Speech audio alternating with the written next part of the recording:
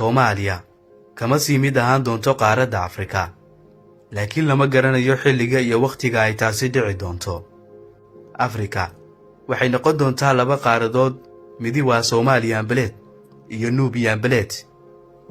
taasi waxaa sabab u ah dilaaca dhuleed ee aadka u weyn ee saxaraha Itoobiya ka bilowday. waxaa sii biiraya dilaacan oo qubaradu ay ku sheegeen inay halkani ka dhalan doonto bad cusub. waxay taasi ka dhigan tahay Afrika oo noqotay laba qaaradood.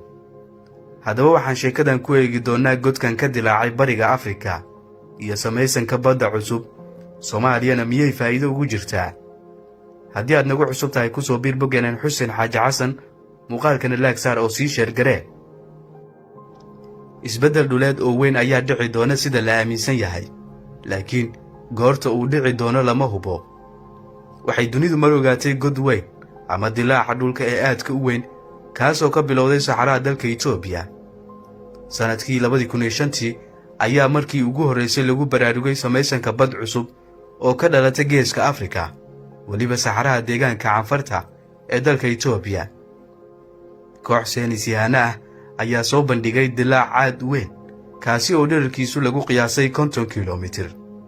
dilaacaasi ayaa si degdeg ah ku sii fidayey kadib markii lagu baraarugay sanadkii 2005. sida saynisyahanadu ay sheegeen, waxa uu ku biloobmay markii hore dhulgariir ka dhacay aaggaasi, laakiin sida dabiiciga ah dhulgo'a ama dildilaaca dhulka waxaa sababa dhulgariirada yaryar ee qarsoon iyo kuwa waaweyn. godkan ka dilaacay saxaraha Itoobiya ilaa koonfur galbeed Kenya waa mid u muuqda inuu sii biirayo marba marka ka sii dambeysa. waxa uu noqonayaa sida ay qabaan qubaradu bad cusub oo kala goysa qaaradda Afrika.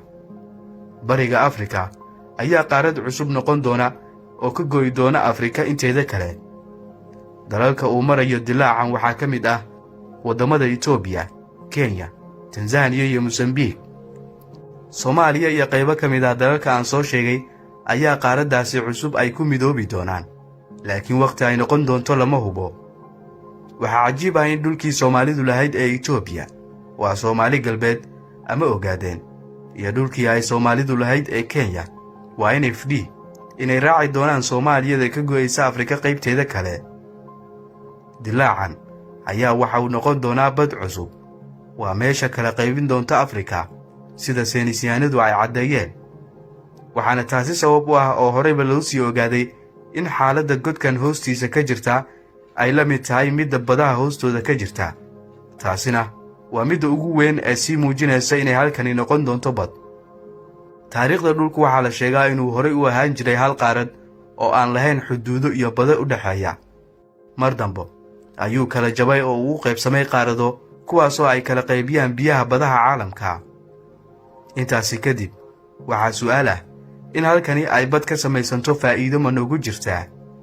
waxaa dad badan maskaxdoodu durba ku soo dhacaya Itoobiya ayaa bad heli doonta, sidaa darteedna waxaan ka badbaadi doonnaa inay hunguriyeyso xeebaheena Soomaaliya. waa aragti daciif ah.